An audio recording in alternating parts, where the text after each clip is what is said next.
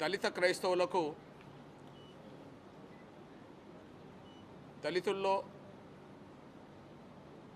దళిత క్రైస్తవులకు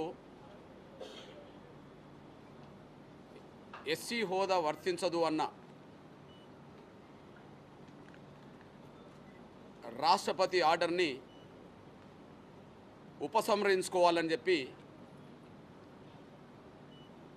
గౌరవ దేశ రాష్ట్రపతి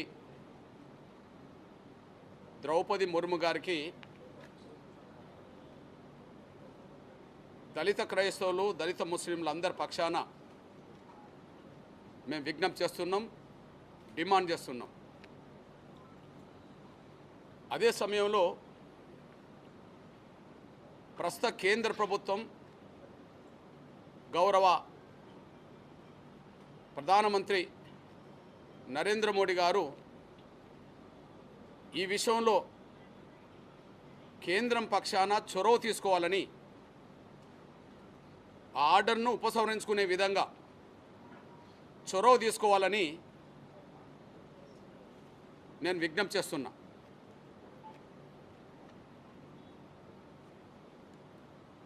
ఈ ఆర్డర్ రాజ్యాంగంలో ఉండబడే ఆర్టికల్ 25కి వ్యతిరేకం. ఈ దేశ పౌరులు వాళ్ళకు ఇష్టమైన మత విశ్వాసాలు కలిగి ఉండవచ్చు అనే ఒక సంపూర్ణమైన హక్కు ఆర్టికల్ 25 ఇస్తే ఈ ఆర్డర్ ఆర్టికల్ 25కి వ్యతిరేకం. అదే సమయంలో ఆర్టికల్ 14, 15 వాటికి కూడా ఈ ఆర్డర్ వ్యతిరేకం. 14, 15లో కులం, మతం, జాతి, లింగ భేద లేకుండా అందరినీ సమానంగా చూడాలని, ఏ పేరుతో కూడా వివక్షత ప్రదర్శించొద్దు అని చెప్పి రాజ్యాంగంలో ఉండబడే ఆర్టికల్ 14, 15 స్పష్టం చేస్తున్నది. ఈ రాజ్యాంగాన్ని మనం ఆమోదించుకున్నాం. ఈ రాజ్యాంగంలో పేర్కొన్న ప్రధాన మార్గదర్శక సూత్రాలకు అనుగుణంగానే పరిపాలిస్తున్నాం. కానీ 1950లో వచ్చిన రాష్ట్రపతి ఆర్డర్ ఏదైతే ఉన్నదో దళితులు క్రైస్తవులకు పోయినా ముస్లింలకు పోయినా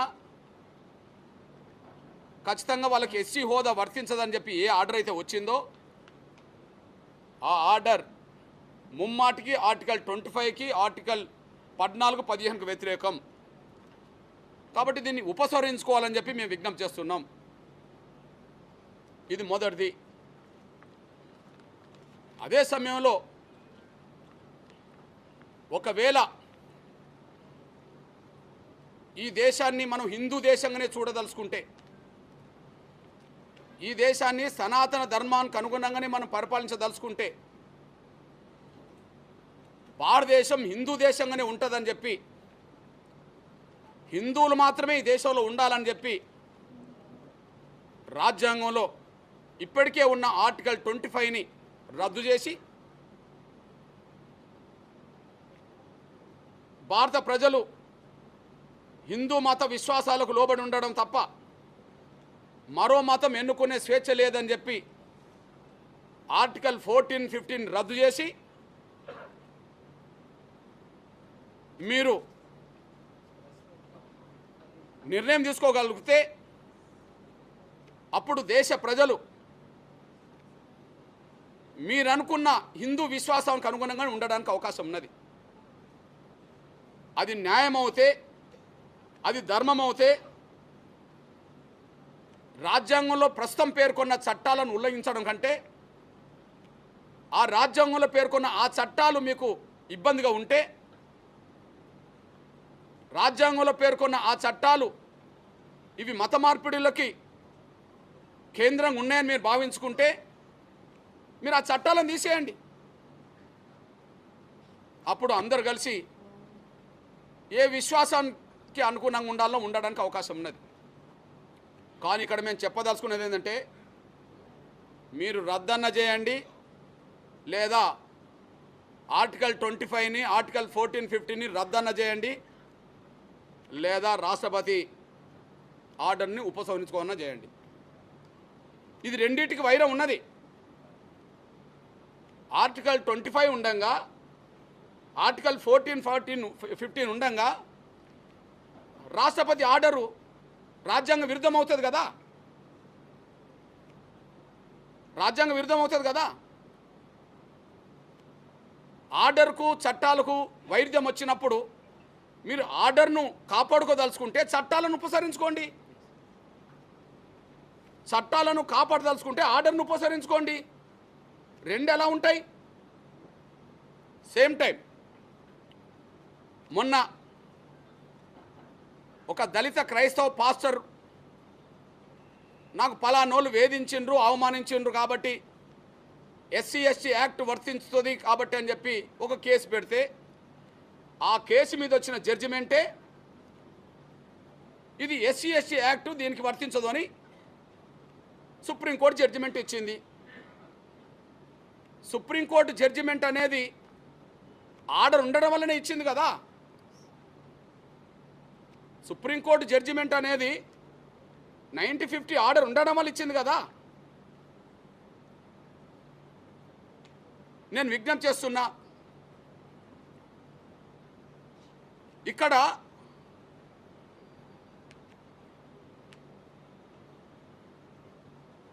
వివక్షత ఉన్నది మా పట్ల, దళితుల పట్ల వివక్షత ఉన్నది. ఆ వివక్షతే మీ దృష్టికి నేను తీసుకొస్తున్నా. ఆర్డరే వివక్షత, అది చట్టాన్ని రాజ్యాంగాన్ని ఉల్లంఘించడమే కాదు. దళితులంటే చిన్న చూపు, లెక్కలేనితనం,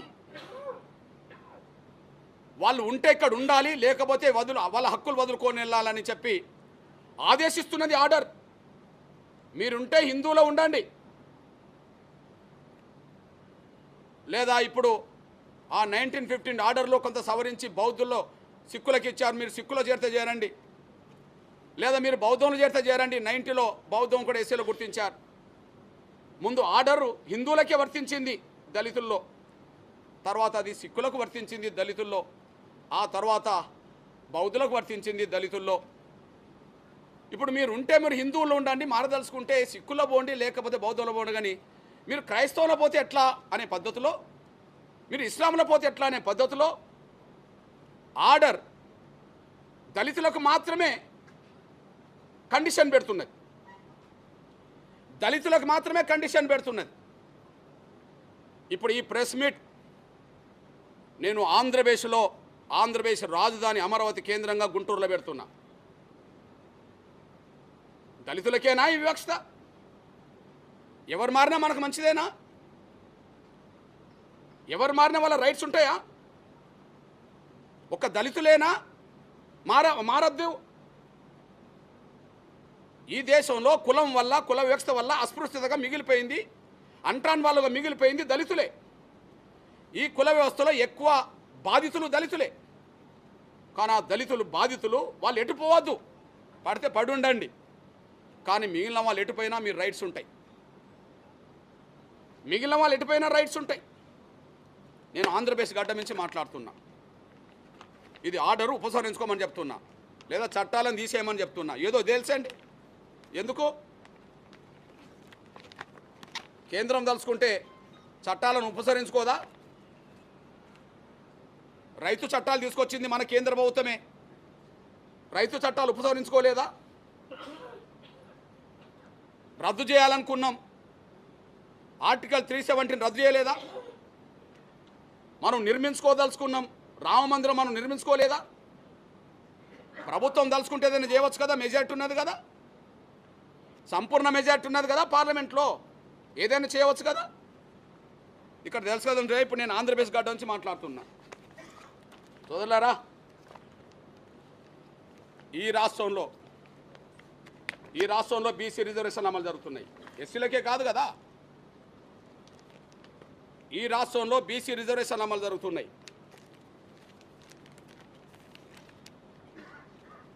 ఇప్పుడు బీసీ రిజర్వేషన్లో ముస్లిం రిజర్వేషన్ అమలు చేయవచ్చునా?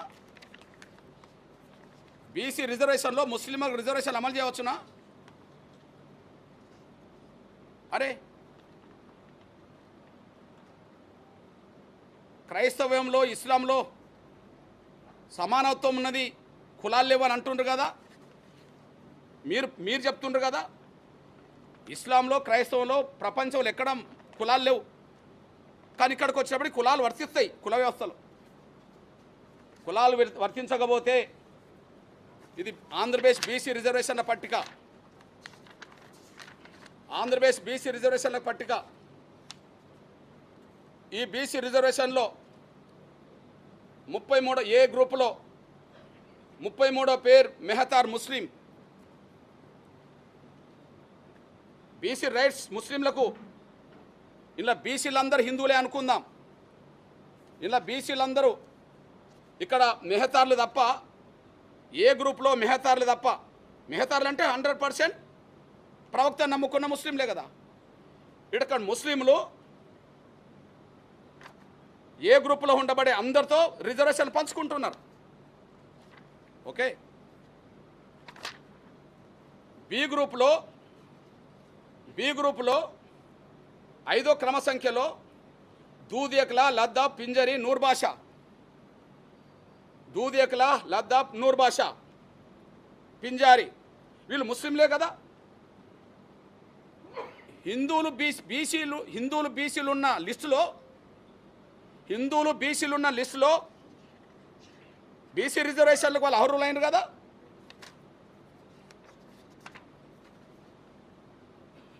బీసీలో ఈ గ్రూప్ కూడా ఉన్నది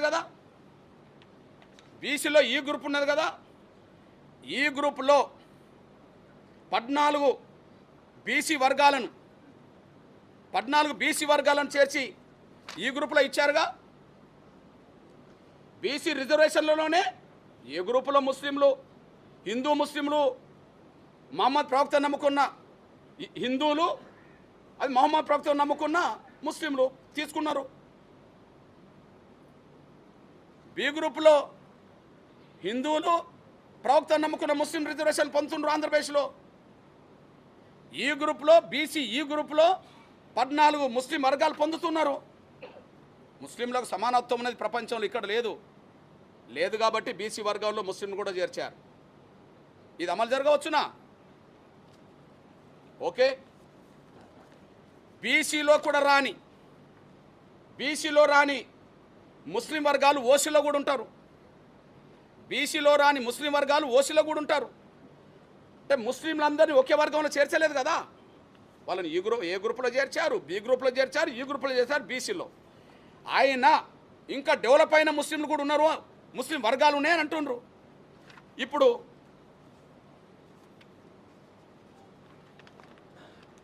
ఇది ఆంధ్రప్రదేశ్ ఓసీ లిస్టు. మీ అన్నగా ఒక విషయం గుర్తు చేస్తున్నా, ఇందులో కమ్మ వాళ్ళు ఉంటారు, రెడ్డి ఉంటారు, వైశ్యులు ఉంటారు, కమ్మ వాళ్ళు ఉంటారు, రెడ్డిలు ఉంటారు, వైశ్యులు ఉంటారు, రాజులు ఉంటారు. ఇందులో ఈ లిస్టులో అగ్రకులాల హోదా పొందిన కులాల సంఖ్య 311. 311 కులాలు ఓసీ లిస్టులో ఉన్నాయి. ఈ ఓసీ లిస్టులో ఉన్న కులాల్లో ఆర్థికంగా పేదలుగా గుర్తించారు. ఇప్పుడు కమ్మ వాళ్ళంటే అందరికి ఇస్తలేరు కదా, రెడ్లంటే అందరికి ఇస్తలేరు కదా, వైశ్యులు బ్రాహ్మణులు అందరికి ఇస్తలేరు కదా. అందులో ఆర్థికంగా వెనుకబడ్డ వాళ్ళు కదా. లిస్టు ఓసీలదే, కానీ ఆర్థికంగా పేదలైన వాళ్ళకు ఈడబ్ల్యూఎస్ రిజర్వేషన్ ఇస్తుండ్రు. అక్కడ హిందూ కమ్మ వాళ్ళతోటి, హిందూ రెడ్లతోటి, హిందూ వైశ్యులతోటి, హిందూ రాజులతోటి, హిందూ కాపులతోటి రిజర్వేషన్లు పంచుకుంటున్నారా లేదా? తీసుకుంటున్నారా లేదా? ఈ ఓసీ లిస్టులో 163 క్రమ సంఖ్య మహమ్మద్. ఈ ఓసీ లిస్టులో 163 క్రమ సంఖ్య మహమ్మద్. మహమ్మదులు అంటే హిందువులా? మహమ్మదులు అంటే హిందువులా? మహమ్మదీలు అంటే ముస్లిమే కదా. అది ఓసీ లిస్టున్నారు కదా. మరి ఈడబ్ల్యూఎస్ రిజర్వేషన్ వాళ్ళకు వర్తిస్తున్నాయి కదా. ఈడబ్ల్యూఎస్ రిజర్వేషన్ వాళ్ళకు వర్తిస్తున్నాయి కదా. బీసీ ఈ గ్రూప్లో చేరని వర్గాలన్నీ ఇంట్లో ఉంటాయి. 181 క్రమ సంఖ్యలో ఓసీలో ఏముంటుందంటే బీసీ యూ గ్రూప్లో రాని గ్రూపులన్నీ ముస్లిం గ్రూపులన్నీ, బీసీ యూ గ్రూప్లో రాని ముస్లిం గ్రూపులన్నీ ఈ ఓసీ లిస్టులో ఉంటాయని చెప్పి ఈడబ్ల్యూఎస్ రిజర్వేషన్ వర్తిత్వం అని చెప్పి రాసిండ్రు అలా. ఇకపోతే 182ది ముస్లిం షేక్. ఓకే, ఈడబ్ల్యూఎస్ రిజర్వేషన్ వర్గీకరణ జరగలే. ఈడబ్ల్యూఎస్ పేరుతో అందరు తీసుకుంటుండ్రు. 183ది ముస్లిం సయ్యద్. 183ది ముస్లిం సయ్యద్. 208 క్రమ సంఖ్య ఫకీర్లు. అదే సమయంలో 219 క్రమ సంఖ్య పఠాన్లు. అదే సమయంలో 244 క్రమ సంఖ్య సాహేబులు. అదే సమయంలో 269 క్రమ సంఖ్య సున్నీ ముస్లింలు. 269వ క్రమ సంఖ్య సున్నీ ముస్లింలు. ఇప్పుడు వీళ్ళు ఎందులో ఉన్నారు? ఏ లిస్టులో ఉన్నారు? వీళ్ళందరూ ఏ లిస్టులో ఉన్నారు? అగ్రకులాల్లో పేదలను పడుతున్న ఈడబ్ల్యూఎస్ రిజర్వేషన్లు 10% రిజర్వేషన్లు ఉన్నాయి. అంటే అగ్రకులాలైన హిందువులు, అదే అగ్రకుల హోదాకు సంబంధించిన ముస్లింలు ఇక్కడ రిజర్వేషన్లు పంచుకుంటున్నారు కదా. నేను అంటున్నా, దళిత హిందువులు దళిత క్రైస్తవులు పంచుకోరా? అనుభవించొద్దా? దళిత హిందువులు దళిత క్రైస్తవులు ఒక దగ్గర నుండి అనుభవించొద్దా? వాళ్ళకు లేని వివక్షత వీళ్ళ మీద ఎందుకు వస్తుంది? తీసేయండి ఈడబ్ల్యూఎస్ రిజర్వేషన్ నుంచి ముస్లిం గ్రూపులను చూద్దాం. బీసీ ఏ గ్రూప్ నుంచి, బీసీ బి గ్రూప్ నుంచి, బీసీ ఈ గ్రూప్ నుంచి తీసేయండి చూద్దాం. మీరు మాత్రం బీసీ ఏ గ్రూపులో, బి గ్రూపులో, ఈ గ్రూపులో బీసీలు, హిందూ బీసీలు ముస్లింలతో పంచుకుంటారు అందరం సమానమేనని. ఓసీలో ఉండబడే కమ్మోళ్ళు, రెడ్డోళ్ళు, బ్రాహ్మణులు, వైశ్యులు ఈడబ్ల్యూఎస్ రిజర్వేషన్లు ముస్లింలతో పంచుకుంటారు అందరూ సమానమేనని. ఇక్కడ దళిత క్రైస్తవులు, దళిత ముస్లింలు మాత్రం దళిత హిందువులతో మాత్రం పంచుకోవద్దు. అంతేకాదు ఈ దేశంలో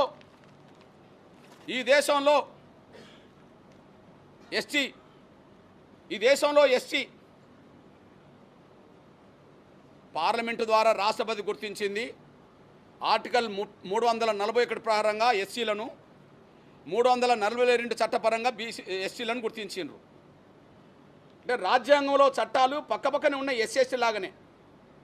మనం ఎస్సీ యాక్ట్ అంటాం కదా, అట్లనే ఎస్సీ ఎస్టీలో ఎవరు అనే దానికి ఆర్టికల్ 341 ఎస్సీలను గుర్తించింది, 342 ఎస్సీలను గుర్తించింది. ఇంతే. ఓకే, 341 ఎస్సీలకు మాత్రం మీరు హిందువులు అవుతేనే రిజర్వేషన్లు ఎస్సీ హోదా ఉంటుంది. కానీ అదే 342లో ఉన్న పక్కనే ఉన్న 342 పక్కనే ఉండబడే ఎస్సీలు, నువ్వు హిందువు అయినా, నువ్వు ముస్లిం అయినా, నువ్వు క్రైస్తవ అయినా నీకు రిజర్వేషన్లు ఉంటాయి.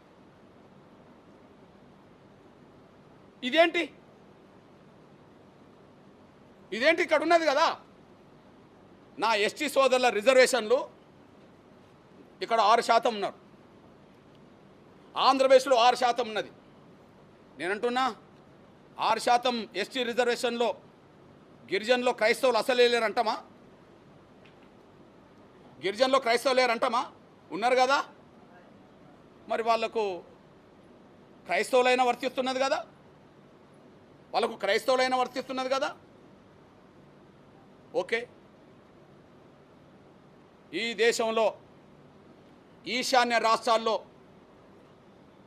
లక్షద్వీప్ అనే చోట కొన్ని రాష్ట్రాల్లో 100% ఎస్సీలకు రిజర్వేషన్ ఉన్నది, ఆడ క్రైస్తవులే. మణిపూర్, మేఘాలయ, మిజోరాం, నాగాలాండ్ ఈ చోట్ల 34, 80, 80, 80, 22% రిజర్వేషన్లు ఉన్నాయి. గుజరాత్లో ఎస్సీలకు 14% రిజర్వేషన్లు ఉన్నాయి. ఛత్తీస్గఢ్లో 32% రిజర్వేషన్లు ఉన్నాయి. అరుణాచల్ ప్రదేశ్లో 80% రిజర్వేషన్లు ఉన్నాయి. ఇందులో ఎస్సీలు మెజార్టీ ఈశాన్య రాష్ట్రాల్లో క్రైస్తవులే, మెజార్టీ ఈశాన్య రాష్ట్రాల్లో క్రైస్తవులే. వాళ్ళ ఎస్టీ హోదా రద్దు కాలే, వాళ్ళకు 1950 ఆర్డర్ వర్తించదు. వాళ్ళకి ఎస్సీ హోదా రద్దు కాలే, 1950 దానికి వాళ్ళకు వర్తించదు. ఎస్సీ ఎస్సీ పక్కనే ఉంటుంది. ఆర్టికల్ 341, 342 ఎస్సీ ఎస్సీ చట్టం కూడా అట్లనే అనిపిస్తుంది. కానీ ఎస్సీలకు మాత్రమే 341 వర్తించదు అన్నట్టుగా, హిందువులైతేనే వర్తిస్తుంది అన్నట్టుగా ఆర్డర్ రావడం, ఎస్సీలకు ఆర్డర్ రాకపోవడం. అంతేకాదు, నేను అంటున్నా ఈ రాష్ట్రంలో తెలుగు నేల మీద ఒక భయంకరమైన పరిస్థితి ఉన్నది. ఒక పేద దళిత వర్గాలకు సంబంధించిన క్రైస్తవ పాస్టర్లు, ఒక పేద మాదిగా ఇతర దళిత వర్గాలకు సంబంధించిన క్రైస్తవ పాస్టర్లు వాళ్ళు నమ్ముకున్న విశ్వాసం మేరకు ఆర్టికల్ 25 ఇచ్చిన హక్కు మేరకు, వాళ్ళు నమ్ముకున్న విశ్వాసాల మేరకు వాళ్ళ సొంత గ్రామం నుంచి పక్క గ్రామానికో లేదా పక్క ఇంకొక చోటుకో వెళ్ళడం కోసం వాళ్ళకు 2 వీలర్స్ లేవు, వాళ్ళకు కార్లు లేవు, వాళ్ళకి ఏమి లేవు. కానీ ఒక పేద దళిత క్రైస్తవులకు సంబంధించిన వాళ్ళేమో ఒక పాస్టర్ అవుతే అతను తమ విశ్వాసాల మేరకు చేతిలో బైబిల్ పట్టుకొని సైకిల్ మీద పోతుంటే మీరు అన్యమత ప్రచారం చేస్తుండని చెప్పి వాళ్ళని అడ్డుకొని బైబిల్ జించేసి వాళ్ళని కొట్టడం, వాళ్ళని అవమానించడం, తిప్పి పంపడం జరుగుతుంది. ఒక పేద దళిత క్రైస్తవులు వాళ్ళకు కార్లుంటే సైకిల్ మీద ఎందుకు పోతారు? వాళ్ళకు 2 వీలర్లు ఉంటే సైకిల్ మీద ఎందుకు పోతారు? మోటార్ సైకిల్ ఉంటే. ఒక పేద దళిత క్రైస్తవులకు సంబంధించిన వాళ్ళను వేధిస్తున్నారు. ఈ రాష్ట్రం నుంచి దేశంలో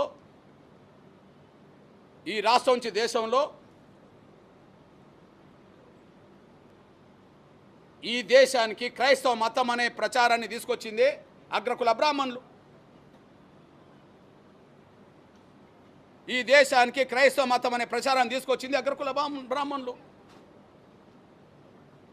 వాళ్ళకు ఎలాంటి వివక్షత లేదు, వాళ్ళ హోదా గొప్పగానే ఉన్నది.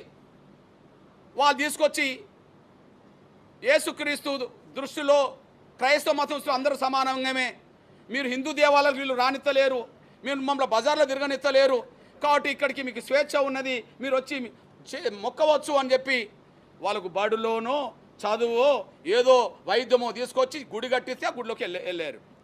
తీసుకొచ్చింది బ్రాహ్మణులు, భక్తులైంది దళితులు.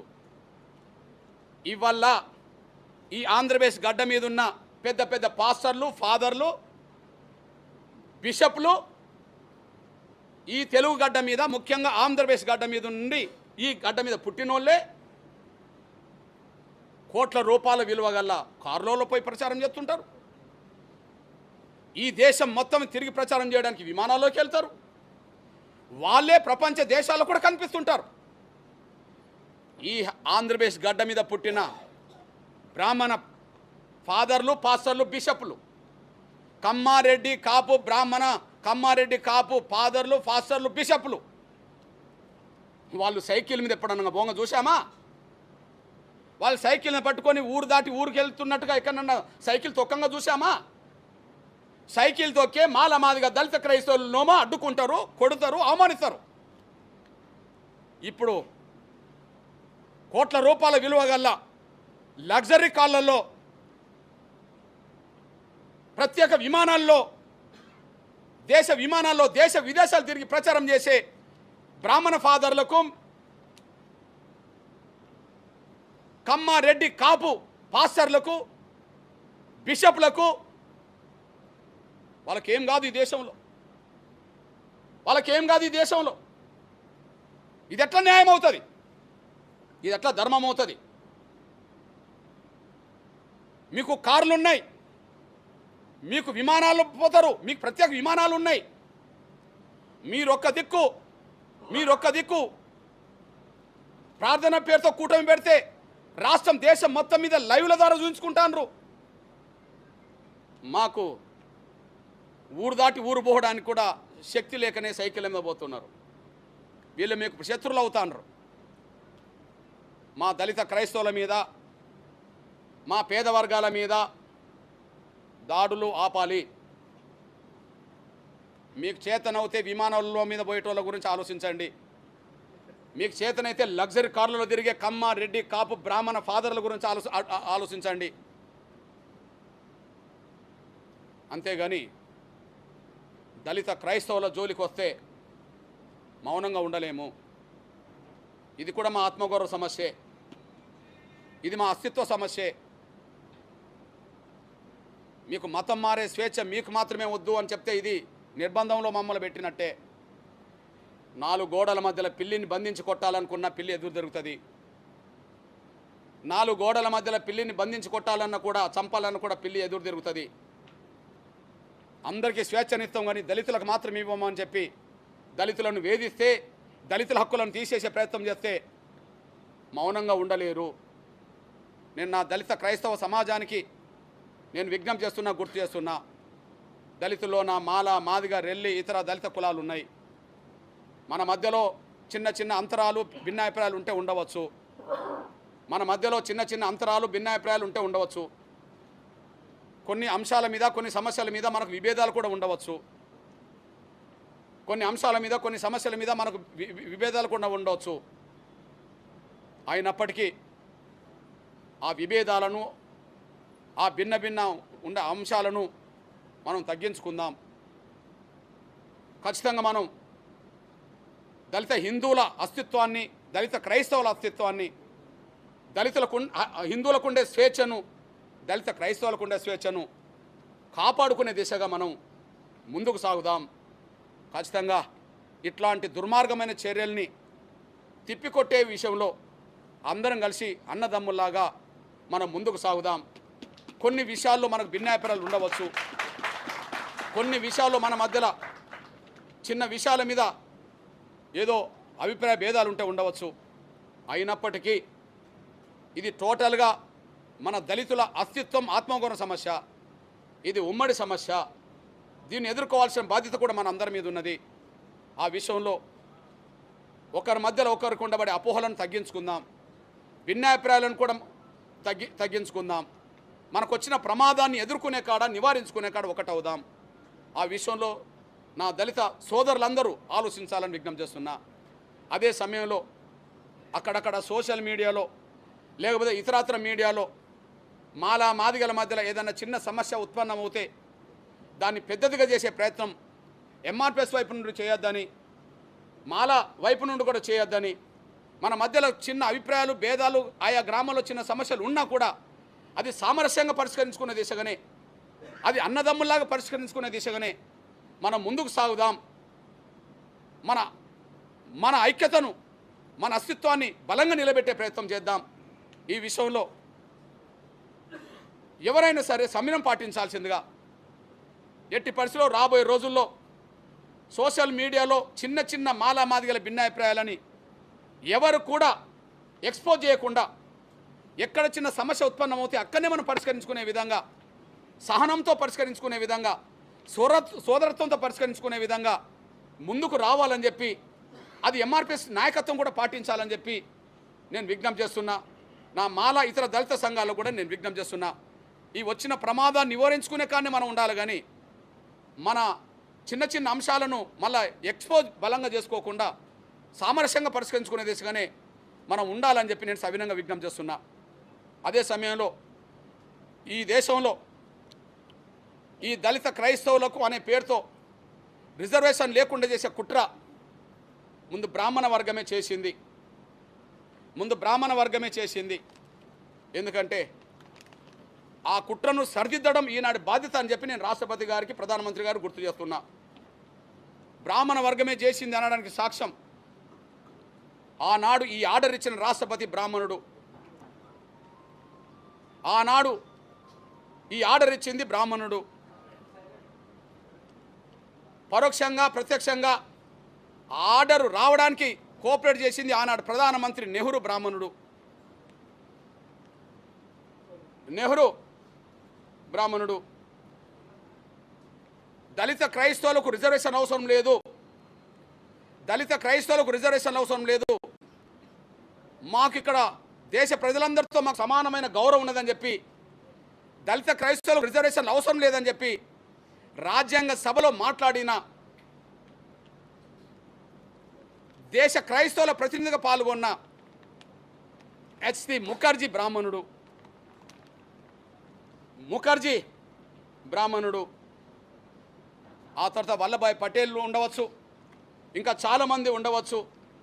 ఆనాడు మాకు అవసరం లేదు, మాకు రిజర్వేషన్లు అవసరం లేదని చెప్పి రాజ్యాంగ సభలో ఇది అల్పసంఖ్య వర్గాలకు ఏం అవసరమని చెప్తున్న సభలో మాట్లాడిన క్రైస్తవుల తరఫున మాట్లాడిన నలుగురు కూడా అగ్రకులస్తులే.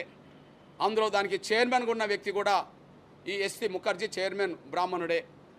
అంటే ఈ దేశ క్రైస్తవ ప్రతినిధులుగా రాజ్యాంగ సభలో పాల్గొని మాకు రిజర్వేషన్లు అవసరం లేదన్న వాళ్ళు అగ్రకులస్తులే. అదే సమయంలో రాష్ట్రపతి ఆనాడు అగ్రకులస్తుడు బ్రాహ్మణే, అదే సమయంలో ఆనాడు ప్రధానమంత్రి బ్రాహ్మణే, మాకు అవసరం లేదన్న క్రైస్తవ ప్రతినిధి కూడా బ్రాహ్మణే. అంటే 100 ఏళ్ల క్రితమే వాళ్ళు దేశ క్రైస్తవ ప్రతినిధులుగా ఎదిగారు. 100 ఏళ్ల క్రితమే వాళ్ళు దేశ క్రైస్తవ ప్రతినిధులుగా ఎదిగారు. 100 ఏళ్ల తర్వాత క్రైస్తవ భక్తులుగా ఆయా గ్రామంలో సైకిళ్ళు పట్టుకొని మాత్రం మా వాళ్ళు తిరుగుతున్నారు. 100 ఏళ్ల తర్వాత మా వాళ్ళు క్రైస్తవ భక్తులుగా సైకిళ్ళు పట్టుకొని బైబిల్ పట్టుకొని తిరుగుతున్నారు. ఈ పరిస్థితిలో మాకు ఆనాడైనా ఈనాడైనా క్రైస్తవ మత ప్రచారాన్ని గల్లీ గల్లీకి, ఢిల్లీకి, దేశానికి, ప్రపంచానికి తీసుకెళ్తున్నది ఇక్కడ అగ్రకులస్తులే. కానీ బలవుతున్నది మాత్రం దళిత వర్గాలు అయిపోయినరు. ఇక్కడ బీసీ క్రైస్తవులు ఉన్నారు, వాళ్ళకు ఈ ఆర్డర్ వర్తించట్లేదు. ఎస్సీ క్రైస్తవులు ఉన్నారు తెలుగు నేల మీద ఈ దేశంలో, వాళ్ళకి ఆర్డర్ వర్తించట్లేదు. ఓసీ క్రైస్తవులు ఉన్నారు, ఓసీ చర్చీలు ఉంటాయి, ఓసీ చర్చీలు ఉంటాయి, కమ్మ చర్చీలు ఉన్నాయి, బ్రాహ్మణ చర్చీలు ఉన్నాయి, రెడ్డి చర్చీలు ఉన్నాయి, కాపు చర్చీలు ఉన్నాయి, బీసీలో అక్కడక్కడ బీసీ చర్చీలు ఉన్నాయి. వాళ్లకు వర్తించదు ఈ ఆర్డరు. అప్పుడు బ్రాహ్మణులు చేసిన కుట్ర ఇప్పటికి కూడా అదే మాకు శాపంగా ఇప్పటికీ దళిత క్రైస్తవులకు అన్యాయం జరిగే పరిస్థితి వచ్చేసింది. ఇకపోతే మీ సోదరుడిగా ఇంకొక విషయాన్ని గుర్తు చేస్తున్నా. ఎట్టి పరిస్థితిలో ఈ దేశ కుల వ్యవస్థ రద్దు కావాలా? ఈ దేశ కుల వ్యవస్థను రద్దు చేయండి. ఈ దేశ సంపదలో అన్ని వర్గాలకు భాగస్వామ్యం ఉన్నదని ఒక చట్టం తీసుకురండి. ఈ దేశ సంపదలో, ఈ దేశ వనరులో అన్ని వర్గాలకు భాగస్వామ్యం ఉన్నదని చట్టం తీసుకురండి. ఎవరు ఏం అడగరు. మేము ఎస్సీ ఎస్టీ యాక్ట్ అడగము, మేము రాయితీలు కూడా అడగం. ఈ దేశ సంపదలో అందరికీ భాగస్వామ్యం ఉన్నది, దేశ వనరులో అందరికీ హక్కు ఉన్నది అని చెప్పి, ముఖ్యంగా పేదలందరికీ న్యాయం జరగడానికి తీసుకునే పథకాలని చెప్పి కుల వ్యవస్థను రద్దు చేయండి. ఈ సమస్యలన్నిటికీ పరిష్కారం జరుగుతుంది. ఎందుకు నేను ఈ మాట మాట్లాడుతున్నంటే, ఈ దేశ కుల వ్యవస్థను పెంచి పోషిస్తున్నది బ్రాహ్మణ వర్గమే. ఈ దేశ కుల వ్యవస్థను పెంచి పోషిస్తున్నది బ్రాహ్మణ వర్గమే. నేను ఈ మాట అంటే బ్రాహ్మణులందరిని అన్నట్టు కాదు. అందులో ఒక 10-20% ప్రజాస్వామిక దృక్పథం గల కుల వ్యవస్థ నిర్మూలన కావాలన్నా, అస్పృశ్యత పోవాలన్నా బ్రాహ్మణ పెద్దలు కూడా ఉన్నారు. వాళ్ళు వేళ్ల మీద లెక్కబెట్టే వాళ్ళు ఉన్నారు. కానీ మెజారిటీ బ్రాహ్మణ సమాజం ఈ దేశంలో కుల వ్యవస్థకు కారణం. ఈ దేశంలో కుల వ్యవస్థకు ప్రధాన కారణం. ఎందుకంటే నాకు తెలిసి ఈ కుల వ్యవస్థను ఈ దేశంలో రాముడు సృష్టించిండేమో అనుకునే వాళ్ళం. కృష్ణుడు సృష్టించిండో అనుకునే వాళ్ళం, ఇంకెవరన్నా సృష్టించడం అనుకునే వాళ్ళం. బహుశా ఈ కుల వ్యవస్థకు రాముడో కృష్ణుడో కారణమని మేము అనుకోవట్లేదు.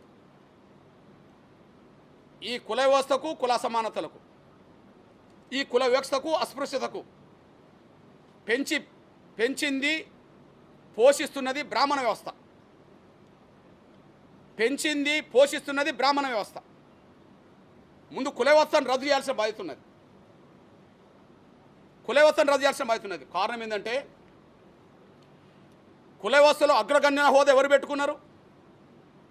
ఈ దేశ కుల వ్యవస్థలో అగ్ర పీఠం ఎవరు పెట్టుకున్నారు? బ్రాహ్మణులే పెట్టుకున్నారు. ఇతరుల కంటే తక్కువ పెట్టుకున్నారా? ఈ కుల వ్యవస్థలో అగ్రహోదా వాళ్ళదే కదా. బ్రాహ్మణ, క్షత్రియ, వైశ్య, శూద్ర, ఇంకా పోతే పంచమ, ఇప్పుడు దళితులు అంటారని వాళ్ళు, అంతే కదా. అంటే అగ్రకుల హోదా ఎవరు పెట్టుకున్నారు? వాళ్ళే పెట్టుకున్నారు. నాకు తెలిసి కుల వ్యవస్థ ఈ దేశంలో వేలునుకోవడానికి, కుల వ్యవస్థ ఈరోజు విజృంభించడానికి, ఈ దేశంలో అసమానతలు పెరగడానికి, భారతీయుల మధ్యలో అనైక్యత లేకుండా చేయడానికి కుల వ్యవస్థే కారణం. భారతీయుల మధ్యలో అనైక్యతలు ఉండడానికి కుల వ్యవస్థే కారణం. దీనికి బ్రాహ్మణులే కారణం. దీనికి బ్రాహ్మణ వ్యవస్థే కారణం, బ్రాహ్మణులే కారణం. 10-20%కు నా మాట వర్తించదు. అందులో కుల నిర్మూలన జరగాలని మేధావులు, ప్రజాస్వామికవాదులు ఉన్నారు, గొప్ప గొప్ప వాళ్ళు ఉన్నారు. కానీ వాళ్ళు దీనికి అనుకూలమైన మెజారిటీ బ్రాహ్మణ వ్యవస్థ ఈ కుల వ్యవస్థను పెంచి పోషిస్తున్నది. వాళ్ళు ఎప్పుడు బాధితులు గారు, అందరి దగ్గర వాళ్ళే ఉంటారు. ఈ దేశానికి ముస్లిం రాజులు వచ్చిన రాజుల పరిపాలనలో కేంద్ర బిందుగా వాళ్ళ దగ్గర అధికారాలు చెలాయించింది బ్రాహ్మణులే. ఈ దేశానికి క్రైస్తవ మతం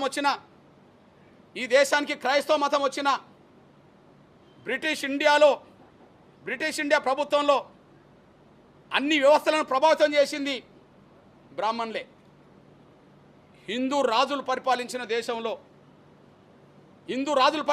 దేశంలో ఆ రాజుల దగ్గర ఎక్కువ లబ్ధి పొందింది బ్రాహ్మణులే. కాబట్టిగానే చివరి నిమిషంలో కొంతమంది రాజులు ఆలోచించిండ్రు, బ్రిటిష్ ప్రభుత్వం కూడా ఆలోచించింది. బ్రిటిష్ ప్రభుత్వం కూడా ఆలోచించింది. అందులో మొట్టమొదటి రాజు, కొల్హాపూర్ రాజు సాహు మహారాజు ఆలోచించాడు. ఏం ఆలోచించాడు? ఈ వ్యవస్థలో మొత్తము అధికారులందరూ బ్రాహ్మణులు అయిపోయినరు, బ్రాహ్మణేతరులందరికీ ఒక హక్కులు కల్పించాలని చెప్పి రిజర్వేషన్లు ఇచ్చాడు. ఎవరికి ఇచ్చాడు? దళితులకు ఇవ్వలే, ఒక్క బ్రాహ్మణేతరులందరికీ ఇచ్చాడు, బ్రాహ్మణులకు తప్ప. అంటే అర్థం ఏంటిది? బ్రాహ్మణేతరులందరికీ రిజర్వేషన్లు అంటే అర్థం ఏంటిది? అంటే బ్రాహ్మణులే మొత్తం వ్యవస్థలో ఎక్కువ పాతుకుపోయినరు, అధికారులందరూ వాళ్ళే ఉన్నారు, వ్యవస్థను వాళ్ళే నడుపుతుండ్రు, ఇందులో బ్రాహ్మణేతర వర్గాలు లేకుండా పోయినాయి. కాబట్టి వాళ్ళందరి కోసం రిజర్వేషన్లు అని చెప్పి మొట్టమొదటి రిజర్వేషన్ తీసుకొచ్చింది బ్రాహ్మణేతర వర్గాలకంటూ రిజర్వేషన్ తీసుకొచ్చాడు. కాబట్టి సాహు మహారాజు కాలం నాటికి వ్యవస్థను శాసిస్తున్నది ఎవరు అంటే బ్రాహ్మణులే. అన్ని రంగాల్లో వ్యవస్థ నడుపుతున్నది బ్రాహ్మణులే. కాబట్టి బ్రాహ్మణేతర వర్గాలకు రిజర్వేషన్లు వచ్చినాయి. నంబర్ 1. నంబర్ 2, మైసూరుకు సంబంధించిన రాజు ఒడయార్, కృష్ణరాజు ఒడయార్, ఆయన కూడా 1918లో బ్రాహ్మణేతర వర్గాలందరికీ రిజర్వేషన్ తీసుకొచ్చాడు. ఆ బ్రాహ్మణేతర వర్గాలందరికీ రిజర్వేషన్ తీసుకొచ్చిన కాలంలో ఆ ఒడయార్ రాజు దగ్గర దివాన్గా పనిచేస్తున్నది మన మోక్షగుండం విశ్వేశ్వరయ్య. ఆయన బ్రాహ్మణుడు. రాజు దగ్గర దివాన్ ఎవరు? బ్రాహ్మణుడే. కానీ ఆ ఒడయార్ అనే మన రాజు బ్రాహ్మణేతర వర్గాలకు రిజర్వేషన్ కల్పించే నిర్ణయం తీసుకున్నప్పుడు ఒక కమిటీ ఏర్పాటు చేస్తే ఆ కమిటీ వద్దు, బ్రాహ్మణేతర వర్గాలకు రిజర్వేషన్లు వద్దని చెప్పి దివాన్ పదవికే బ్రాహ్మణుడు రాజీనామా చేశాడు. అంటే రిజర్వేషన్లు అంటే వీళ్ళకి ఎంత గిట్టదో, రిజర్వేషన్లు అంటే వాళ్ళకి ఎందుకు గిట్టదో సాక్ష్యం కనిపించింది. 1918లోనే మైసూర్ రాజు దగ్గర దివాన్ మన ప్రకాశం జిల్లా వ్యక్తే. అక్కడికి పోయి రాజు దగ్గర దివాన్గా పనిచేస్తున్నాడు. ఆ దివాన్గా పనిచేస్తున్న అతను బ్రాహ్మణేతర వర్గాలకు రిజర్వేషన్లు వద్దని చెప్పి రాజీనామా చేసి బయటకు వచ్చేసాడు. అంటే బ్రాహ్మణేతర వర్గాలకే మైసూర్ రాజు ఎందుకు ఇవ్వాలి, బ్రాహ్మణులకి ఇవ్వచ్చు కదా. అంటే వ్యవస్థ అంతా వాళ్ళే ఉన్నారు కాబట్టి, మిగతా వర్గాలు లేరు కాబట్టి వాళ్ళకి ఇచ్చే ప్రయత్నం చేశారు. మూడోది బ్రిటిష్ ఇండియాలో మద్రాసు పరిపాలన.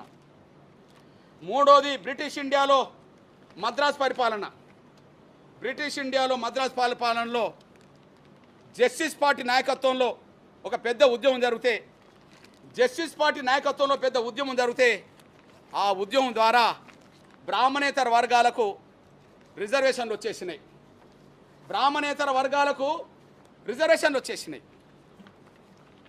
ఇప్పుడు మీ దృష్టికి తీసుకొస్తున్నా, స్వాతంత్రం కంటే ముందే 2 రాజ్యాల్లో ఒక ప్రభుత్వంలో రిజర్వేషన్లు వచ్చినాయి. ఎవరికి వచ్చినాయి? మద్రాస్ పాలనలో బ్రాహ్మణేతర వర్గాలంటే మన కమ్మ వాళ్ళు, మన రెడ్డి, మన వైశ్య, అదే సమయంలో మన కాపులు కూడా ఉన్నారు. ఆనాడు వచ్చిన రిజర్వేషన్ల ఫలాలే ఈనాడు కమ్మ, రెడ్డి, బ్రాహ్మణేతర వర్గాలు కొంత ఆర్థికంగా రాజకీయంగా ఎదగడానికి దారితీసింది.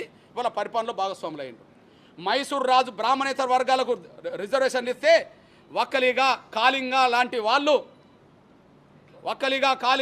వాళ్ళు అక్కడ ఒక రాజ్యాన్ని పరిపాలించే కాడికి వాళ్ళు వచ్చేసారు. అదే సమయంలో బ్రాహ్మణేతర వర్గాలకు అక్కడ రిజర్వేషన్లు ఇవ్వడం వల్లనే మహారాష్ట్రలో మరాఠీలు, మరాఠవాడలు వాళ్ళు రోడ్డు మీదకి వచ్చేసారు. అంటే కొన్ని వేల సంవత్సరాలుగా బ్రాహ్మణుల ఆధిపత్యమే. అది హిందూ రాజుల దగ్గరైనా, అదే సమయంలో వాళ్ళు ముస్లిం రాజులైనా, వాళ్ళు బ్రిటిష్ ఇండియా పాలనలైనా మొత్తం బ్రాహ్మణుల పెత్తనమే, బ్రాహ్మణుల ఆధిపత్యమే. కాబట్టి ఆ బ్రాహ్మణుల ఆధిపత్యాన్ని ఎవరైనా ఛాలెంజ్ చేస్తే దాన్ని తట్టుకోకుండా ఇబ్బంది పెట్టిన రోజులు కూడా స్పష్టంగా కనిపిస్తున్నాయి. ఈ నేపథ్యంలో మీ బిడ్డగా, మీ పేద వర్గాల బిడ్డగా ఇంకొక విషయాన్ని గుర్తు చేస్తున్నా. నేను అంటున్నా, బ్రాహ్మణులే కుల వ్యవస్థకు ప్రధాన కారకులు. కుల వ్యవస్థ నిర్మూలనలో కలిసి వచ్చేటోళ్ళతో కలిసి పనిచేస్తాం. కుల వ్యవస్థ నిర్మూలన కాకుండా కుల వ్యవస్థను కాపాడాలని వ్యతిరేకిస్తాం. కుల వ్యవస్థకు కారకులు బ్రాహ్మణులే. ఎందుకంటే బ్రాహ్మణులు ఎందుకంటున్నానంటే, నిన్న ఒక మాట మాట్లాడారు. మనము యేసుక్రీస్తుని నమ్ముకున్న వాళ్ళు యేసుక్రీస్తును పూజిస్తారు, ప్రవక్తను నమ్ముకున్న వాళ్ళు ప్రవక్తను పూజిస్తాం, వెంకటేశ్వర స్వామి నమ్ముకున్న వాళ్ళు, రాముని నమ్ముకున్న వాళ్ళు, కృష్ణుని నమ్ముకున్న వాళ్ళు మనం పూజిస్తాం. కానీ ఇక్కడ బ్రాహ్మణులు అట్లా కాదు. మనం అనుకుంటున్న దేవుళ్ళనే శాసిస్తారు వాళ్ళు. మనం అనుకుంటున్న దేవుళ్ళనే శాసిస్తామని చెప్తారు. అందుకు సాక్ష్యం దేవుళ్ళు గొప్ప, బ్రాహ్మణులు గొప్ప అంటే బ్రాహ్మణులే గొప్ప అని చెప్పి వాళ్ళే చెప్పుకుంటారు. వాళ్ళు ఎంత దూరం పోయినో చూడండి. ఇక దళితులను చిన్న చూపు చూడడం పెద్ద సమస్య ఏమవుతుంది? బీసీలను, బ్రాహ్మణేతర వర్గాలను లెక్క చేయకుండా పోవడానికి పెద్ద సమస్య అవుతుంది. వాళ్ళకు బ్రాహ్మణులకు దేవుళ్ళు కూడా లెక్క కాదు. అందుకు సాక్ష్యం ఈ మధ్యకాలంలో ఒక ప్రెస్ మీట్ పెట్టిన ఒక బ్రాహ్మణ పెద్ద ఆయన,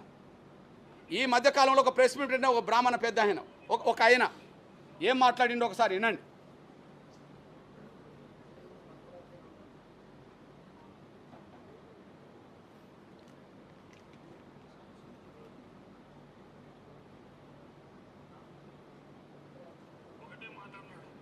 దేవతలు మంత్రం ఆధీనంలో ఉంటుంది, మంత్రం బ్రాహ్మణ ఆధీనంలో ఉంటుంది అని చెప్పి బ్రాహ్మణ కాళ్ళు గడిగి నీళ్లు చల్లుకున్న వ్యక్తి శ్రీకృష్ణుడు. అటువంటి గౌరవం మళ్ళీ దయచేసి వినాలి, మీరు దయచేసి వినాలి. ఎవరు నమ్ముకున్న దేవుని మనం పూజిస్తాం, కానీ మనం నమ్ముకున్న దేవులను వాళ్ళు ఏమంటారు వినండి. అని చెప్పి బ్రాహ్మణులు మంత్రం ఆధీనంలో ఉంటుంది, మంత్రం బ్రాహ్మణ ఆధీనంలో ఉంటుంది అని చెప్పి బ్రాహ్మణ కాళ్ళు గడిగి నీళ్లు చల్లుకున్న వ్యక్తి శ్రీకృష్ణుడు. ఇప్పుడు చెప్పండి, మనం పూజించే దేవుళ్ళను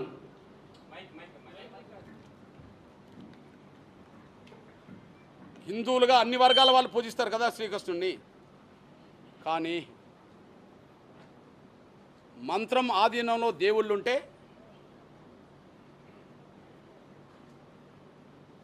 మంత్రం బ్రాహ్మణుల ఆధీనంలో ఉంటుంది. కాబట్టి మంత్రం ఆధీనంలో దేవుళ్ళు ఉంటారంట, కానీ మంత్రమే బ్రాహ్మణులాధీనంలో ఉంటుందంట. కాబట్టి శ్రీకృష్ణుడే మా కాళ్ళు కడిగిన నీళ్లను నెత్తిన పోసుకున్నాడనే మాట బ్రాహ్మణులు అంటే వాళ్ళ అహంకారం ఏ స్థాయికి ఎదిగిందో చూడండి.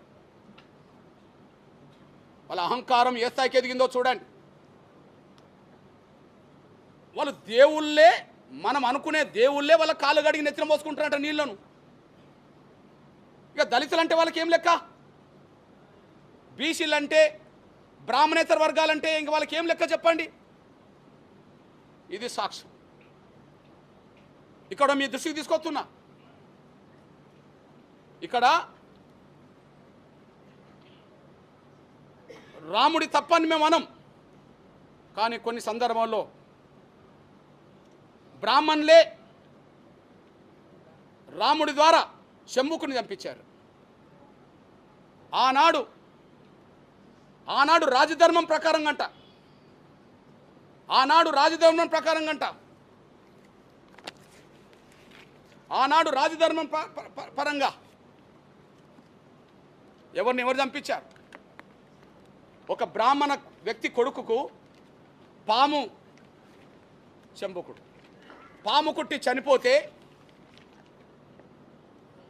రాజ్యం మీద ఉండబడే రాముడి దగ్గరికి వెళ్ళి బ్రాహ్మణుడు పోయి, అయ్యా నీ దేశంలో, మన దేశంలో, మన రామరాజ్యంలో, మన అయోధ్య రాజ్యంలో ఏదో మహాపాపం జరుగుతుంది, మన ధర్మాన్ని ఎవరో ఉల్లంఘిస్తున్నారు, దానివల్ల నా కొడుకు పాము కుట్టి చనిపోయిండు, ఆ ధర్మాన్ని కాపాడాలంటే ఎవరు ధర్మాన్ని ఉల్లంఘిస్తుండ్రో వాళ్ళని శిక్షించండి అని చెప్పి రాముడి దగ్గరికి వెళితే ఆ రాముడు శంభుకుని వధించిన చరిత్ర ఉన్నది. ఎవరు చెప్తే రాముడు సంహరించిండు? చదువుతున్న శంభుకుని వధ. ఇది వాల్మీకి రామాయణంలో ఉంటుంది. శంభుకుని వధ చదువుతున్నా. రాముని పాలనలో రామరాజ్యంలో ఒక బ్రాహ్మణుడి కుమారుడు అకాల మరణం చెందుతాడు. తన బిడ్డ మరణానికి రాజ్యంలో జరుగుతున్న ఏదో అధర్మమే కారణమని ఆ బ్రాహ్మణుడు రామసభలో వాపోతాడు. అకాల మరణాలు సంభవించకూడదంటే ఎక్కడో ఒక చోట ధర్మ విరుద్ధమైన కార్యక్రమం జరుగుతుందని నారదాముని రాముడికి వివరిస్తారు. శంభుకుని తపస్సు, ఆ ధర్మం ఏమిటో తెలుసుకోవడానికి రాముడు దేశవ్యాప్తంగా వెతుకుతుండగా దక్షిణ దిశలో ఒక సరస్సు దగ్గర ఒక వ్యక్తి తలకిందులుగా తపస్సు చేస్తూ కనిపిస్తాడు. రాముడు అతడిని సమీపించి, నువ్వు ఎవరు, ఎందుకు ఈ కఠిన తపస్సు చేస్తున్నావు అని అడుగుతాడు. అప్పుడు ఆ వ్యక్తి, నేను శంభుకుణ్ణి, శూద్రుణ్ణి, స్వర్గానికి వెళ్ళాలనే కోరికతో ఈ తపస్సు చేస్తున్నా అని చెప్తాడు. అప్పుడు ఆ కాలంలో వర్ణధర్మాల ప్రకారం శూద్రులు కఠినమైన తపస్సు చేయడం శాస్త్ర విరుద్ధం భావించబడేది. త్రేతాయుగం ధర్మ ప్రకారంగా శంభుకుడు చేస్తున్న ఈ అధర్మ తపస్సు వలనే బ్రాహ్మణ బాలుడు మరణించాడని భావించి రాముడు శంభుకుని తల తీసేస్తాడు, శంభుకుని చంపేస్తాడు. ఈ ధర్మాన్ని సృష్టించింది ఎవరు? ఆ త్రేతాయుగంలో అట్లాంటి ధర్మాన్ని సృష్టించింది ఎవరు? బ్రాహ్మణులేగా. ఒక సామాన్య బ్రాహ్మణుడి బిడ్డకు, ఒక సామాన్య బ్రాహ్మణుడి కొడుకు పాము గుట్టి చచ్చిపోతే అది తపస్సు చేస్తున్న ఒక బలహీన వర్గాలకు సంబంధించిన ఒక శూద్రుడు అనబడుతున్న ఒక శంభుకుడు తపస్సు చేస్తుంటే ఆ తపస్సు జ్ఞానం అనుకుందాం. 1000 సంవత్సరాల క్రితమే జ్ఞానాన్ని సమకూర్చుకునే ప్రయత్నం చేసిన శంభుకుడు చంపబడ్డాడు కదా. ఆ చంపడానికి కారకుడు ఎవరో చెప్పండి? బ్రాహ్మణులే కదా. ఆ నియమాలు చెప్పింది ఎవరు? ఆ నియమాలు రాసింది ఎవరు? బ్రాహ్మణులే కదా. బ్రాహ్మణుల నియమాలు కదా రాజు అమలు చేయాల్సింది. రాముడు అమలు చేసిండు కదా. ఎవరు చంపించారు అంటే మీకు పోటీ రాకుండా జ్ఞానం మీ చేతిలో ఉండాలి, తపస్సు మీరే చేయాలి, మీరే రాజ్యాలను నడిపించాలి, ఏదైనా మీరే చేయాలి, ఇంకెవరు మేల్కోవద్దని చెప్పడం కోసమే కదా శంభుకుని చంపించింది ఆ రోజు. మీ పాపాలే కదా ఇది. రెండో విషయం, రామాయణంలో అది చూసాం కదా శంభుకుని వధ. మహాభారతంలో ఏం చూస్తున్నాం? మహాభారతంలో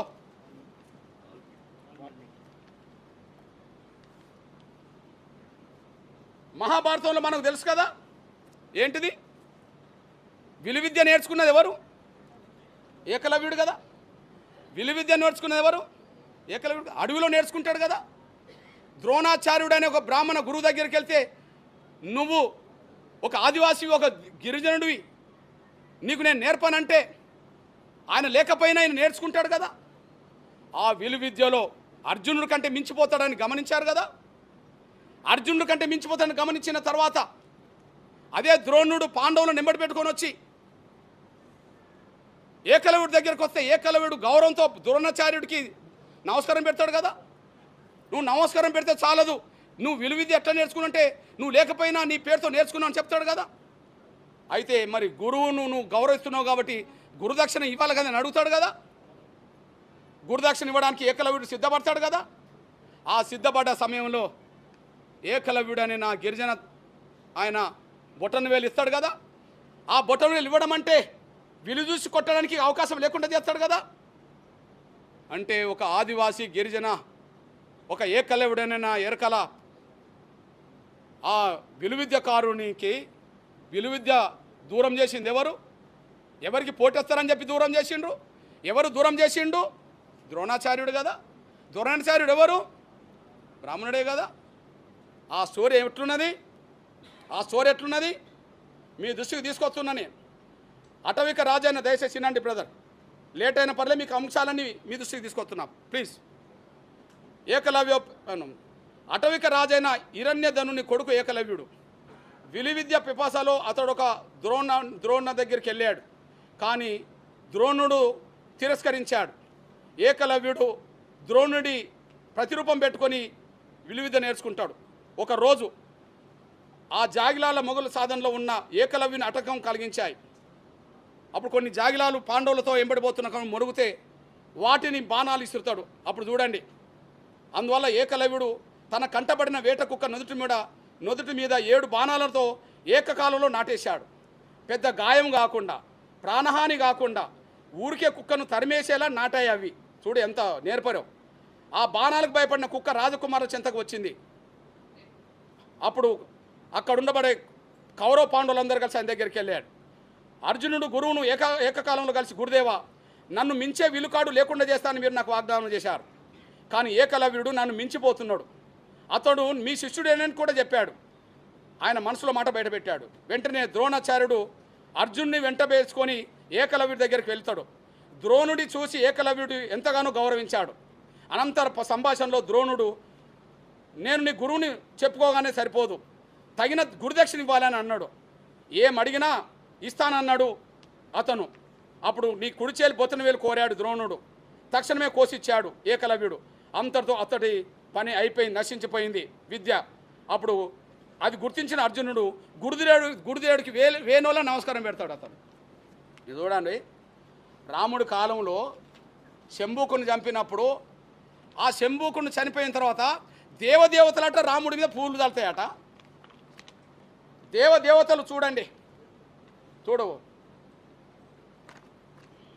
ఏమంటారు చూడండి. శంభూకుని వద్ద జరిగిన వెంటనే ఆకాశం నుంచి దేవతలు పుష్పసృష్టి కురిపిస్తారు. అకాల మరణం చెందిన బ్రాహ్మణుడు తిరిగి బతుకుతాడు.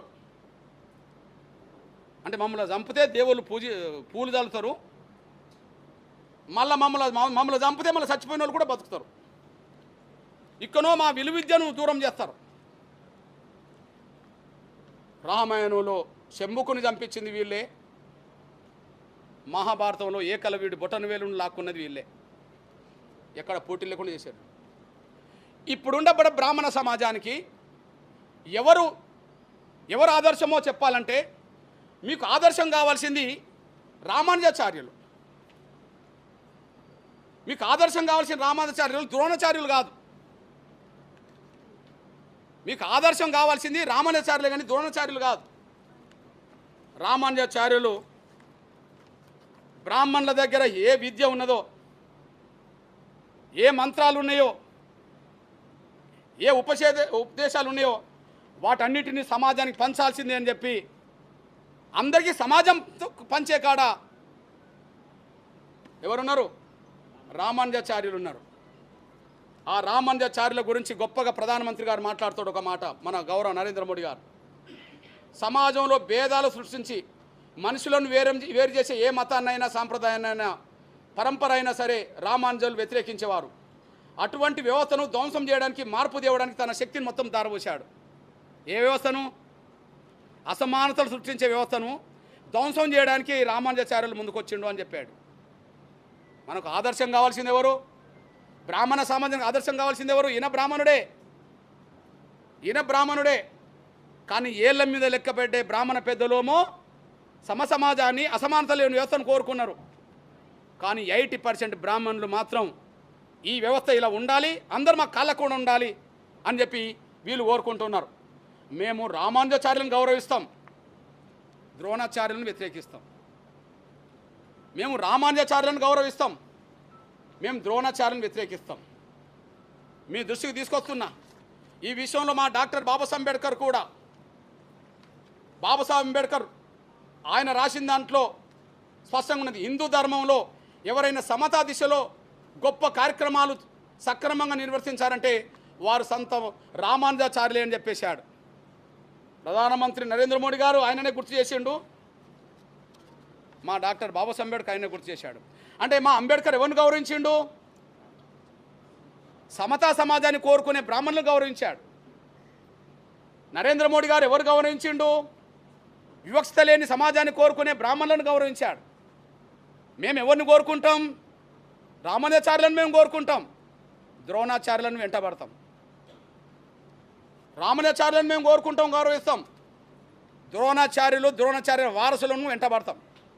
ఇందులో ఉపేక్షించే ప్రసక్తి ఎక్కడ ఉండదనే విషయం కూడా మేము స్పష్టం చేస్తున్నాం. ఈ విషయంలో నేను కుల వ్యవస్థ రద్దు గురించి ఎందుకు మాట్లాడుతున్నా? ఈ దేశంలో కుల వ్యవస్థ రద్దు నేను ఒక్కరిని కోరట్లా. ఈ కుల వ్యవస్థ వల్లనే ఈ దేశంలో వేల కులాల మధ్యలో సాంఘిక సమానత లేకుండా పోయింది. భారతీయులందరూ 140 కోట్ల పైగా దాటిపోయినరు. కానీ 140 కోట్ల మంది మేము భారతీయులం అనుకంటే మా కులం ఇదని చెప్పుకుంటారు. ఈ దేశంలో భారతీయుల కంటే మా కులం ఇదని చెప్పుకుంటాను. అందుకు మీకు సాక్ష్యం చెప్తున్నా. ఈ దేశంలో వేల కులాలు ఉన్నాయి. ఆ వేల కులాలు భారతీయులమనే స్పృహ కంటే మా కులం ఇదని చెప్పుకునే ప్రయత్నమే చేస్తున్నారు. కుల వ్యవస్థ ఉండడం వల్ల అందరు కులాలు చెప్పుకున్నట్టుగా నేను చెప్పుకోవాల్సి వస్తుంది. కుల వ్యవస్థ పోతే ఎవరు చెప్పుకోరు, నేను చెప్పుకోను.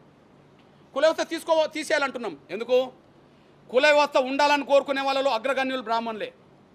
కుల వ్యవస్థ పోవాలనే వాళ్ళలో ముందు వరుసలు ఉండేటోళ్ళు దళితులే.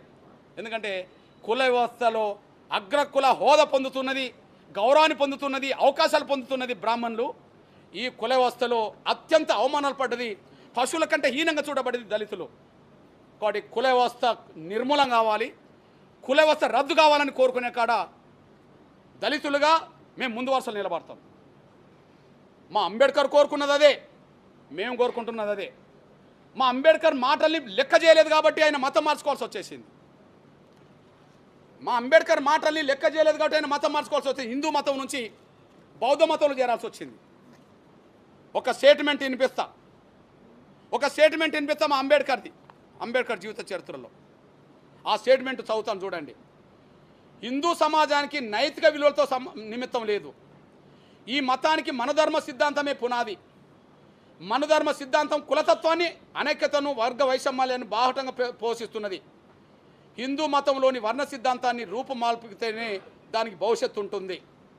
హిందూ సంస్కృతుల్ని, సత్యాన్ని వెంటనే గుర్తించి ఈ వ్యవస్థను నిర్మూలించేందుకు ప్రయత్నిస్తే నేను మతం మార్చుకునే నిర్ణయాన్ని ప్రకటించాను కదా, దాన్ని నేను ఉపసంహరించుకుంటా అని చెప్పేశాడు. ఇది ఎప్పుడో 1935లో. అంటే హిందూ మతాన్ని సంస్కరించండి, కుల నిర్మూలన చేయండి. కుల నిర్మూలన అంటే కుల వ్యవస్థ రద్దే కదా. కులాన్ని రద్దు చేయండి, నేను మతం మార్చుకునే ప్రకటన చేశాను, నేను పునరాలోచించుకుంటా అని చెప్పేశాడు ఇతను 35లో. పునరాలోచన లేదు, ఇంకా దాన్ని ఎక్కువ పట్టుకొని ఊగులాడారు కాబట్టిగానే ఆయన 1956లో బౌద్ధంలోకి పోయే ప్రయత్నం చేశాడు. 1956, 35 అంటే 21 సంవత్సరం తర్వాత ఆయన నిర్ణయాన్ని అమలు చేసేశాడు. ఇది అంబేద్కర్ కుల వ్యవస్థ రద్దు చేయాలని అన్నాడంటే దళితుడు బాధితుడు కాబట్టి అన్నాడు అనుకుందాం. మేము బాధితులం కాబట్టి కుల వ్యవస్థ రద్దు కావాలంటున్నాం. కానీ ఒక అంబేద్కరేనా? అంబేద్కర్ మొదలుకొని ఆర్ఎస్ఎస్ వరకు, ఓకే, అంబేద్కర్ మొదలుకొని ఆర్ఎస్ఎస్ వరకు కులం గురించి ఏం మాట్లాడిందో వినండి. ఇది ఆర్ఎస్ఎస్ పాంచజన్యం. ఒక రకం చెప్పంటే ఆర్ఎస్ఎస్ మూల సూత్రాలకు రూపమే పాంచజన్యం. ఓకే, హిందువులకు అందరికీ భగవద్గీత ఉంటుంది, లేదా మతపరంగా క్రైస్తవులకు బైబిల్ ఉంటుంది, ప్రవక్త నమ్ముకున్న వాళ్ళకు ఖురాన్ ఉంటుంది. కానీ ఆర్ఎస్ఎస్ను నడుపుతున్న శక్తులకి, ఆర్ఎస్ఎస్ను ప్రేమించి అభిమానించే వాళ్ళకి ఇది ఒక మార్గనిర్దేశం చేసే వ్యవస్థ, ఇది పాంచజన్యం. ఇందులో ఏమన్నాడో చూడండి. ఈయన ఏమంటాడంటే, అందులో ఏమంటారంటే అస్పృశ్యత ఒక శాపం. అస్పృశ్యత ఒక శాపం. అస్పృశ్యత ఎక్కడి నుండి వచ్చింది? కులం నుండి వచ్చింది. కులం ఎవరు తీసుకొచ్చిండ్రు? బ్రాహ్మణులే తీసుకొచ్చేశారు. అంటే ఈ శాపానికి ఈ పాపానికి కారకులు ఎవరు? ఈ శాపానికి ఈ పాపానికి కారకులు ఎవరు? కులవస్థను తీసుకొచ్చిన వాళ్ళే. కాబట్టి వాళ్ళే బ్రాహ్మణులని నేను అంటున్నా. అందుకు చదువుతాయినండి.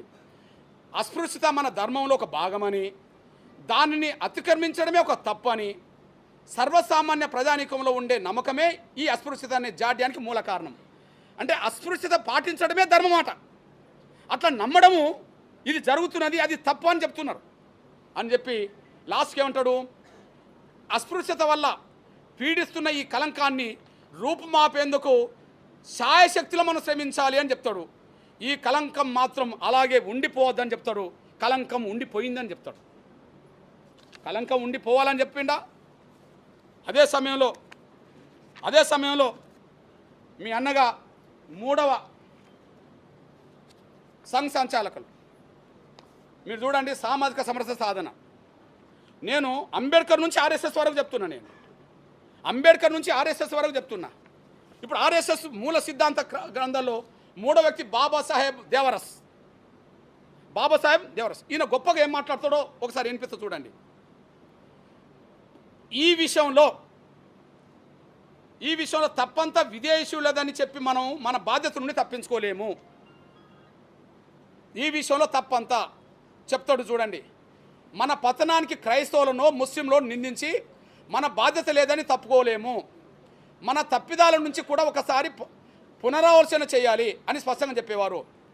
సామాజిక అసమానతలు మన పతనానికి ప్రధాన కారణమని మనం అంగీకరించాల్సి ఉంది. ఎవరన్న మాట ఇది? అంబేద్కర్ అంటే బాధితుడు. మరి గౌరవ్ దేవరాస్ గారు ఎవరు? బ్రాహ్మణ్. బాధితుడు కుల నిర్మూలన కావాలన్నాడు. బాధితులం కనుక మరి కుల వ్యవస్థ సృష్టికర్తలు అనబడుతున్న బ్రాహ్మణ్ నుంచి ఎదిగిన మేధావులు ఏమన్నారు? సామాజిక అసమానతలు మన పతనానికే కారణమని చెప్పి అంగీకరించాల్సి ఉంది. వర్ణ భేదములు, కుల భేదములు, అస్పృశ్యత మన సాంఘిక అసమానతలకు ప్రధాన సాక్ష్యాలు. సాంఘిక అసమానతలకు ప్రధాన సాక్ష్యాలు. ఇవి నిర్మూలించాలని చెప్పి వాళ్ళు కోరుకున్నారు. అంబేద్కర్ నుంచి మొదలుకుంటే ఆర్ఎస్ఎస్ వరకు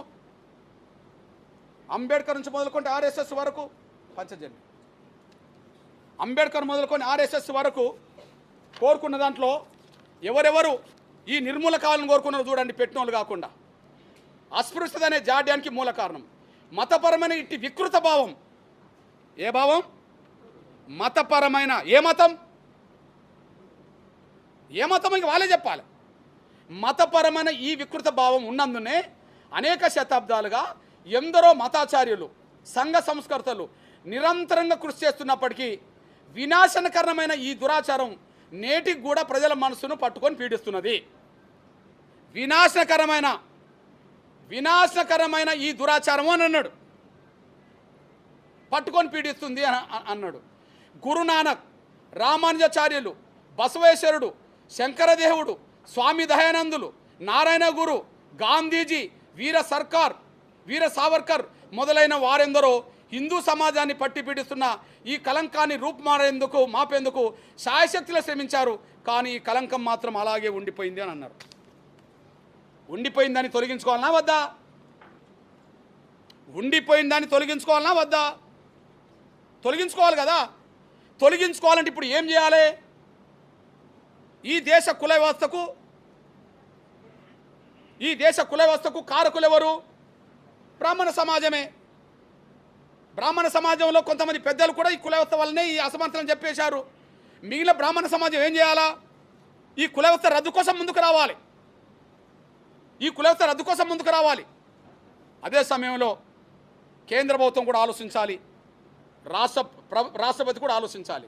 నేను ఎందుకు మాట్లాడుతున్నా, ఆర్డర్ను రద్దు చేసుకోమని ఎందుకన్నా నేను ఎందుకన్నానంటే, ఆనాడు ఈ ఆర్డర్ను తీసుకొచ్చింది రాష్ట్రపతి బ్రాహ్మణుడు, ఆనాడు ప్రధానమంత్రి హోదాలో ఉన్న వ్యక్తి నెహ్రూ బ్రాహ్మణుడు, ఆనాడు దేశ క్రైస్తవ ప్రతినిధిగా పాల్గొన్న ముఖర్జీ బ్రాహ్మణుడు. కాబట్టి ఎవరికి లేని వివక్ష మా మీదకి వచ్చేసింది. ఈనాడు రాష్ట్రపతి గిరిజనురాలు కదా, ఆదివాసి బిడ్డ కదా, ఆదివాసి బిడ్డ ఒడిశా నుండి వచ్చింది కదా, ఒడిశాలో గిరిజనులు హిందువులుగా ఉన్నారు, క్రైస్తవులుగా ఉన్నారు కదా, ఒడిశాలో గిరిజనులు ఆదివాసులు హిందువులు ఉన్నారు, క్రైస్తవులు ఉన్నారు కదా. ఇప్పుడు దేశానికి ప్రధానమంత్రి ఎవరు? గౌరవ నరేంద్ర మోడీ గారు ఒక ఓబీసీ రిజర్వేషన్లు ఇక్కడ ముస్లింలకు అమలు జరుగుతున్నాయి కదా, ఓబీసీలకు ఇక్కడ క్రైస్తవులైన కూడా రిజర్వేషన్లు అమలు జరుగుతున్నాయి కదా, ఓబీసీలకు హిందువులైన అమలు జరుగుతున్నాయి కదా. ఓబీసీ ప్రధానమంత్రి ఉండగా ఓబీసీ రిజర్వేషన్లు ముస్లింలకు అమలు చేస్తూ ఇక్కడ క్రైస్తవులకు అమలు చేస్తూ ఒక దళితులకు మాత్రమే అమలు జరగద్దని చెప్పి ఏదైతే ఆర్డర్ ఉన్నదో ఆర్డర్ను సరిచేయడం బాధ్యత కదా. ఈ నేపథ్యంలో విజ్ఞప్తి చేస్తున్నా నేను, జ్ఞానం ఎవరి సొత్తు కాదు, జ్ఞానం ఎవరి సొత్తు కాదు, జ్ఞానం అందరి సొత్తు. అవకాశం ఉంటే జ్ఞానం అందరికీ వస్తుంది. అందుకు సాక్ష్యం ఒక చెప్తున్నా నేను. మనందరూ తెలుసు శంకరాచార్యులు, మనందరికీ తెలుసు శంకరాచార్యులు. ఆదిశంకరాచార్యులు ఒకరోజు గంగానదిలో స్నానం చేసి రోడ్డు మీద వస్తుంటే కులహీనులు అనే చండాలుడు ఒకరు ఎదురవుతారు, 4 కుక్కలు పట్టుకొని. కులహీనులు అనే చండాలు ఎదురవుతారు. ఎదురైనప్పుడు ఆదిశంకరుడు అనబడుతున్న బ్రాహ్మణుడు చండాల్ని పట్టుకొని ఏమంటాడు, నువ్వు దారికి ఎదురుకొచ్చావు, నువ్వు పక్కకు తొలుగు అంటాడు. దాన్ని అర్థం అర్థమైంది, దళితులు అనే చండాలు రోడ్డు మీద నడిచే స్వేచ్ఛ లేదనే కదా, ఇక గుళ్ళకు వచ్చే స్వేచ్ఛ ఎక్కడిచ్చే వీళ్ళు. అప్పుడు మా చండాలుడు ఒక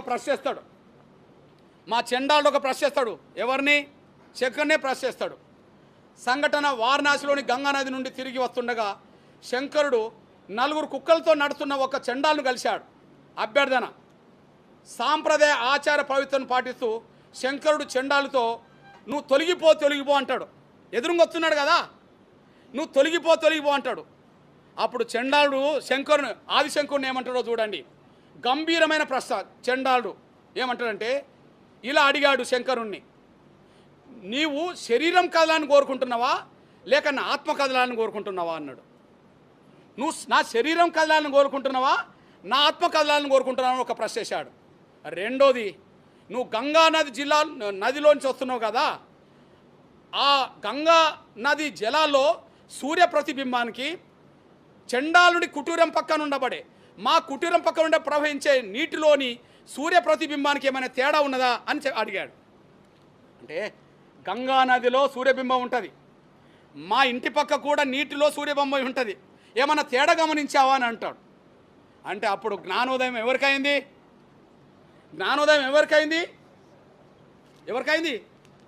ఆదిశంకరుడికి అయింది. ఆదిశంకరుడిగా ఏం చేస్తాడు? చండాలుడి కాళ్ళ మీద పడతాడు. ఎవరి మీద పడతాడు? తన అజ్ఞానాన్ని తొలగించడంలో సహాయపడిన గురువుగా చండాలను గుర్తించి శంకరుడు అతని ముందు సాష్టాంగ నమస్కారం చేస్తాడు. జ్ఞానం ఎవరి సొత్తు కాదని చండాలుడు నిరూపించాడు. ఈనాటి తరంలో జ్ఞానం ఎవడి సొత్తు కాదని మా డాక్టర్ బాబాసాహెబ్ అంబేద్కర్ నిరూపించాడు. జ్ఞానం ఎవడి సొత్తు కాదని డాక్టర్ బాబాసాహెబ్ అంబేద్కర్ నిరూపించాడు.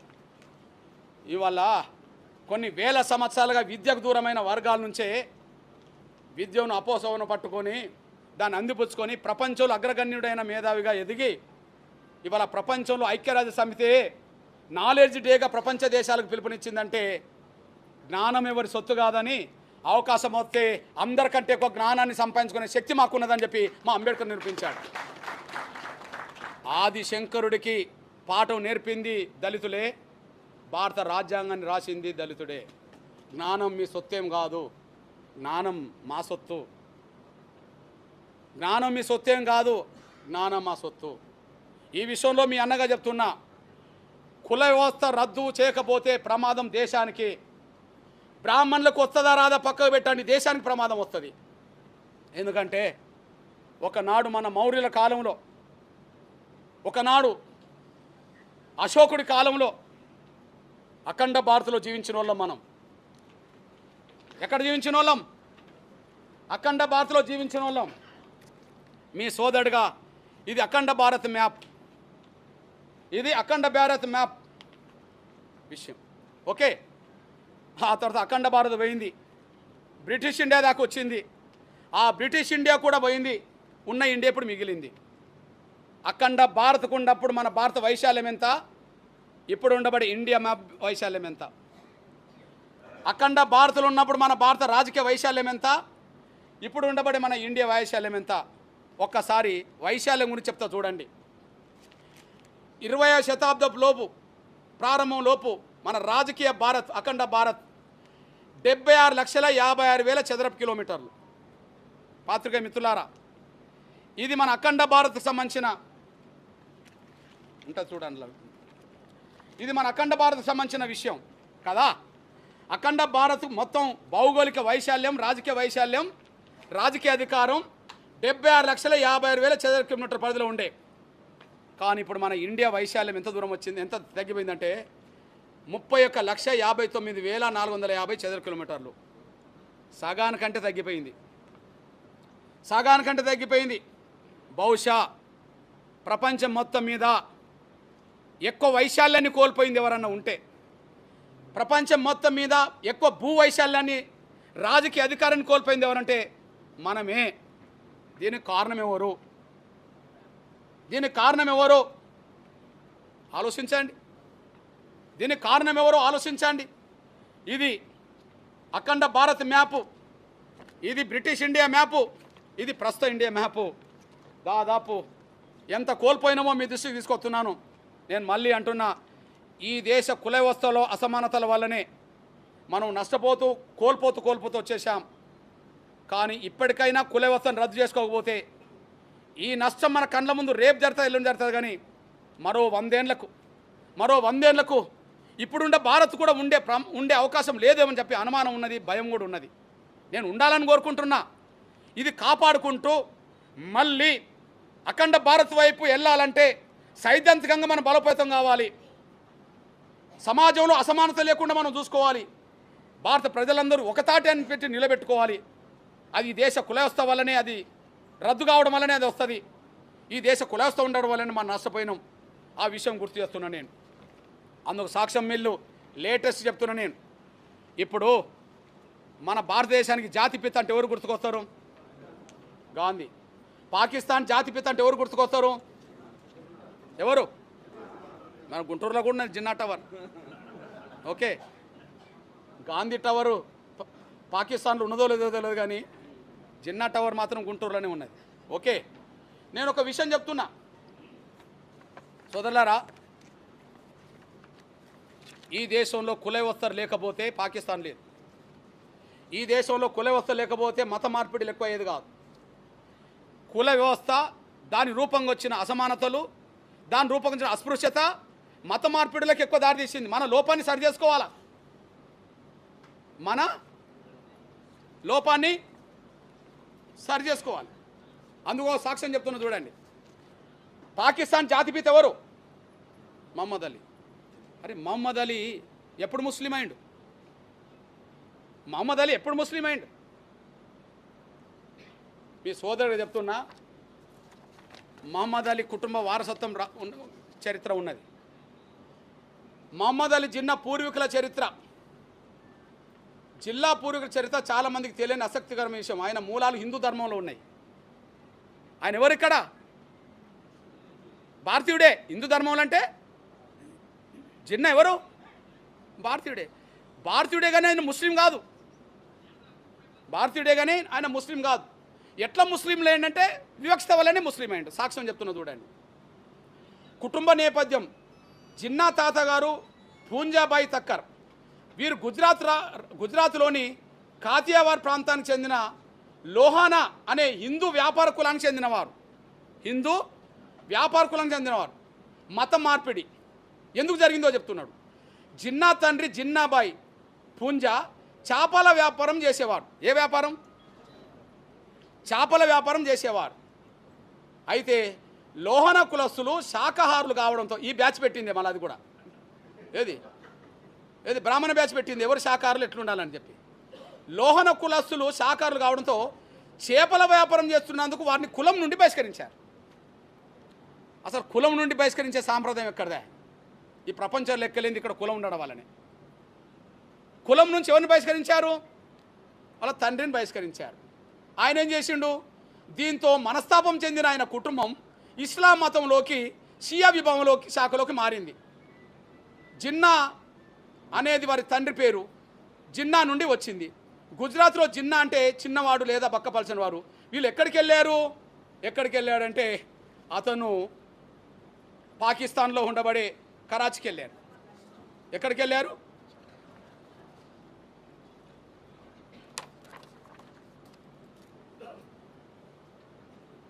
ఆయన ముంబైలో కూడా చదువుకున్నాడు. అంటే అక్కడికి వెళ్ళాడు. ఇప్పుడు అక్కడి నుంచి పాకిస్తాన్ జిందాబాద్ అన్నాడు, పాకిస్తాన్ సాధించి పెట్టాడు. ఈడ కుల వ్యవస్థ లేకపోతే ఆయన కులం నుంచి బహిష్కరించకపోతే వాళ్ళ తండ్రి మతం మారేది కాదు. వాళ్ళు ఇప్పుడు పాకిస్తాన్ భూభాగమైన కరాచీకి వెళ్ళేవాళ్ళు కాదు, అక్కడ షియా మతంలో చేరేవాడు కాదు, ఇక్కడప్పుడే చేరాడు కదా. ఆయన పాకిస్తాన్ దేశం అనేది కావాలని కోరేవాడు కాదు. అంటే ఈ కుల వ్యవస్థ వల్ల ఉన్న భూభాగమే మన కన్న ముందు పోయింది కదా. కుల వ్యవస్థ లేకపోతే మత మార్పిడి లేవు కదా, మత మార్పిడి లేకపోతే జిన్నా లేడు కదా, జిన్నా లేకపోతే పాకిస్తాన్ లేదు కదా. మన లోపాన్ని మనం సరి చేసుకోవాలి కదా, సరి చేసుకోవాలి కదా. అందువల్ల స్పష్టం చేస్తున్నాం, కుల వ్యవస్థ రద్దే దీనికి పరిష్కారం. కాబట్టి కుల వ్యవస్థ రద్దు కోసం జరగాల్సిన ప్రయత్నంలో బ్రాహ్మణ సమాజం వైఖరి ఏందో తేల్చాల అవసరం ఉన్నది. మెజారిటీ బ్రాహ్మణులు కుల వ్యవస్థకు అనుకూలంగా ఉంటే వాళ్ళని గౌరవిస్తాం. మైనార్టీ బ్రాహ్మణ పెద్దలు ఎవరన్నా కలిసి వస్తే వాళ్ళతో కలిసి పనిచేస్తాం. కానీ ఈ దేశంలో అసమానత లేని వ్యవస్థ వైపు అయితే తీసుకెళ్తాం. అసమానత లేని వ్యవస్థ వైపు తీసుకెళ్లాలంటే కుల వ్యవస్థ రద్దు కావాలి. కుల వ్యవస్థ రద్దు కోసం జరిగే పోరాటాన్ని భవిష్యత్తులో దళిత వర్గాలు ముందు వరుసలు నిలబడి అన్ని వర్గాలను కలుపుకొని ముందుకు సాగే విధంగా మా ప్రయత్నం చేస్తామనే విషయం కూడా స్పష్టం చేస్తూ, ఈ లోపు ఆర్డర్ రద్దు కావాల్సిందే, ఆర్డర్ ఉపసంహరించుకోవాల్సిందే, వివక్షత ప్రదర్శించొద్దని చెప్పి నేను విజ్ఞప్తి చేస్తున్నా, డిమాండ్ చేస్తున్నా.